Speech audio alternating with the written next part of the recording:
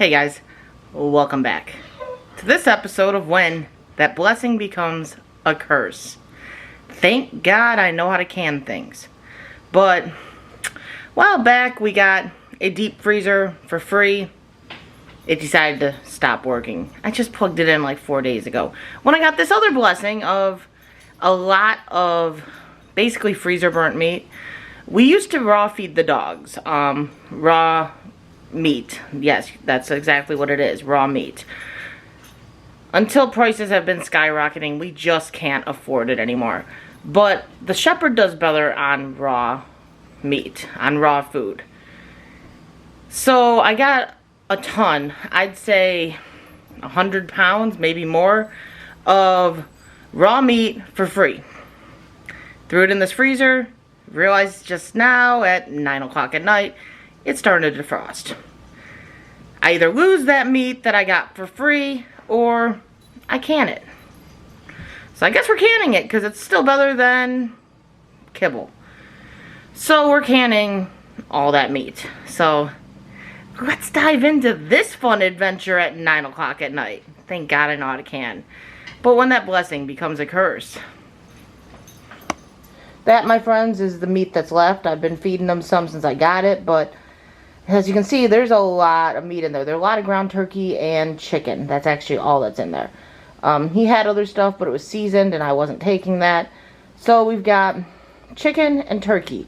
Let's get this stuff going, because I wanted to go to bed soon. Okay. So for starters, guys, I've got my quarts out. Don't know how much they hold yet. I don't know. Rocky gets 2 pounds of meat usually, and Sky gets 1 pound. So these should hold at least 2 pounds. So I might have to do like pints for Sky, so that way I have like Rocky food, Sky food. I don't know. But we're going to start off with the quarts. I think I have enough to at least do both sets. But the quarts, I'm going to see how much they hold. If they hold 2 pounds, great. Then we have Rocky's stuff set up. And we're just going to stuff these jars with raw meat. These are already cleaned, disinfected, all that stuff. I'm starting with the cold canner because I wasn't planning on doing this, guys. This was not in my plans. I forgot to grab scissors or something to open these packages of the ground turkey because I think I'm going to stuff those in first because those are 100% defrost. Did some of the chicken still is a little frozen to where I might be able to buy time and be able to do those tomorrow. So I'm not having to do all this tonight because these get pressure canned for 90 minutes in quarts. So that's an hour and a half. Joy, joy, lucky me. These I know are 1 pound little chubs. So I'm just going to cut them open. He knows what I'm dealing with. So he's all frantic and ill. This is not what my plans had been tonight, guys. It really had not. But we're about to make a big old mess. It does not smell bad, so that's good. If they smell bad, I won't be canning them. They're still cold. They're just no longer frozen.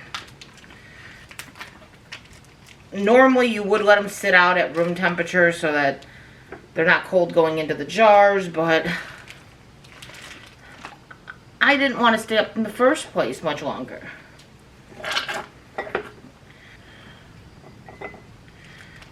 And again, this is dog food, not human food. It's going to be labeled accordingly as dog food.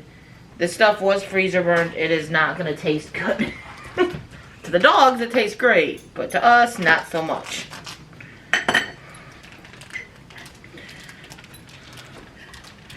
Now, these don't have bone in them, so obviously you're going to be accordingly with that too. If you're feeding them raw, you don't want to give them just meat usually.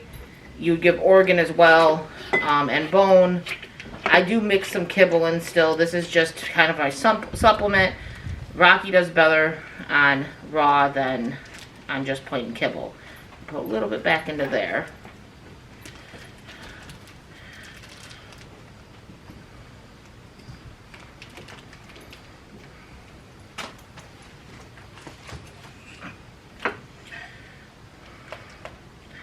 I cannot believe I'm doing this at this time of night.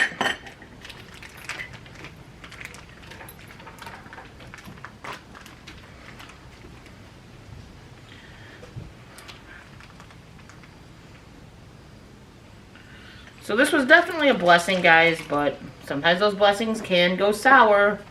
And in this case, it went a little sour. But you take what you can get.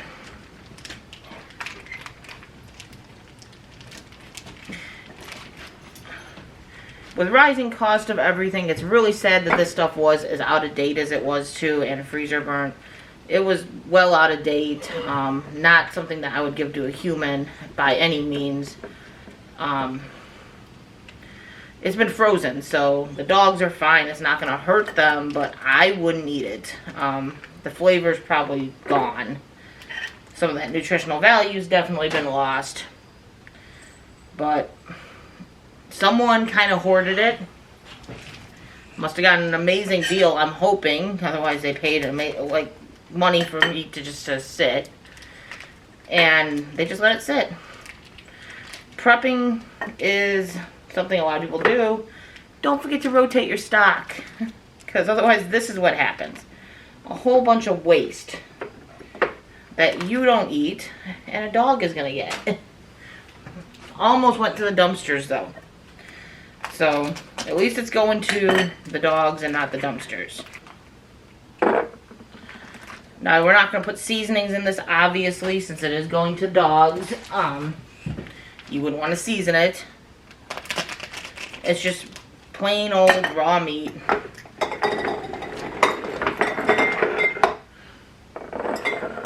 got 4 more to finish packing. I'm pretty sure, if I remember correctly, the pressure canner holds 8. I don't use my pressure canner all that often, so I might be wrong. I always do 15 pounds. I think my area is actually closer to 12 or 13 pounds. I don't have a weight that can go down to 12 or 13. I can either do 10 or 15. I do 15 pounds. To some extent, this is exactly what you would do if you were going to do this for human consumption. You'd just add seasonings, most likely, and you'd have fresher meat. But essentially the same idea.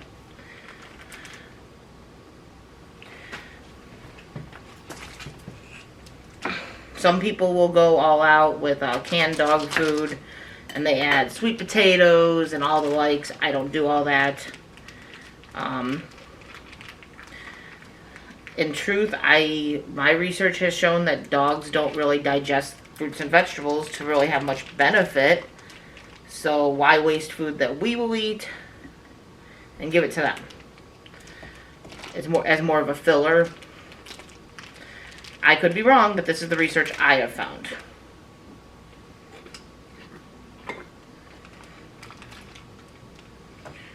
So each of these is a little under 2 pounds. And now I'm just curious. We're going to see how much of this chicken would fit.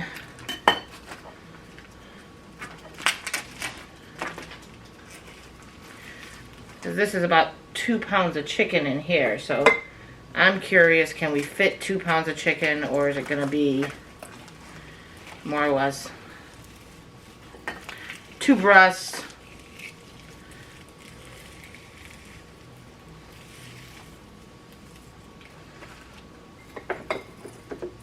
now I am using wide mouth for a reason, guys.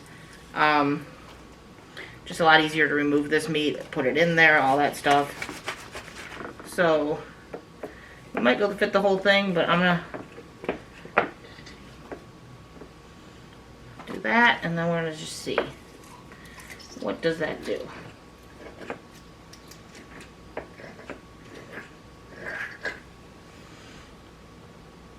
So basically 2 pounds. That's 2.08. Okay, so now I gotta clean all these rims, put the lids on, and start building them up into pressure. This is gonna be a long night, guys. I didn't make much of a dent. So, I don't like using vinegar, guys. I just get a wet rag and wipe these rims just to get any chicken bits or anything that might have gotten on the rim as we're stuffing it off of there. So we're going to wipe all of them.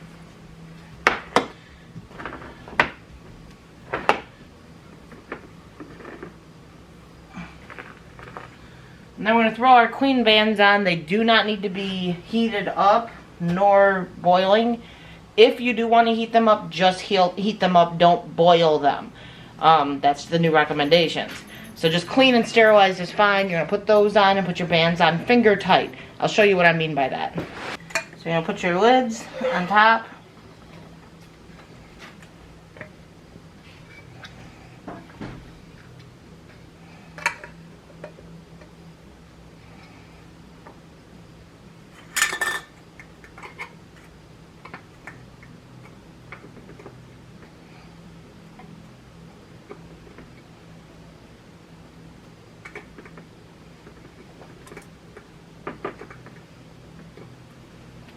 And then you're just going to take your bands, screw them on, and stop once they start to move.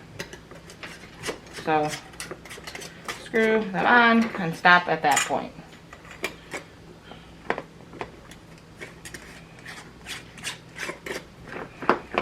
That one I didn't get very tight, so I'm going to pull a little bit more. You don't want to go too tight though, because that can cause buckling in your lids. So they're just supposed to go finger tight.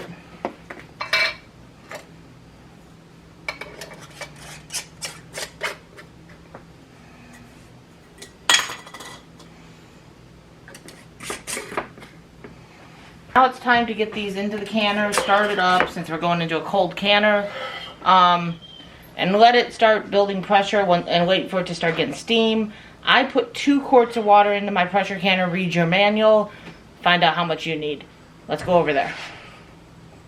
This all up. I think it fits 8. We're going to find out now. Now sometimes when you're dealing with wide mouth, that changes how many can fit as well. As you can see, number 8 does not want to go in there.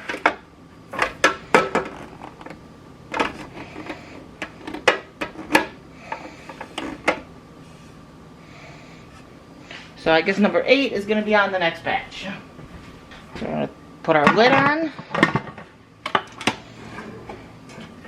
And this spigot right here, you can kind of see, let's see, there, right there. You're going to leave that uncovered for now. That's where our weight, which is that little thing, will end up going. But you're going to let this start building steam. So what you're going to do is you're just going to turn on your can or your oven, put it on like a medium to low heat, and let it start building pressure and wait for steam to come out of this vent. So we're just going to be on the waiting game now. So this is what venting is. Once you have the steam coming out like that, you give it 10 minutes. Then you put your weight on and you wait till that weight starts wiggling to start your time. So we're going to give it its 10 minutes to let it start venting. Once that steam has escaped for 10 minutes, you can put your weight on, and then you got to wait for it to build pressure. This one has already built pressure, and you can see the weight is just lightly rocking back and forth. That's when you start the timer for 90 minutes for meat. So we're going to let this go for 90 minutes. And then, guys, important, once that 90 minutes is up, you turn everything off and you let it naturally drop pressure. Do not rip that weight off. Do not try to take the lid off. Let it naturally drop. Opening it too soon will cause siphoning and can also be extremely dangerous, guys. So let's let this cook. So guys, once you are able to remove your jars from the canner, you're going to set them out on a towel or a blanket, something that's going to help keep the heat from going from extreme heat to extreme cold too fast so you don't shock your jars and crack them. Let them sit out for 24 hours. Once 24 hours has passed, you're able to now check your seals. You're going to remove the bands. Do not store them with the bands, guys. That runs risk of not only causing your seal to prematurely break, but it also runs the risk of possibly causing a false seal, because it could unseal, but then if right conditions present, it could reseal itself, and you would never know.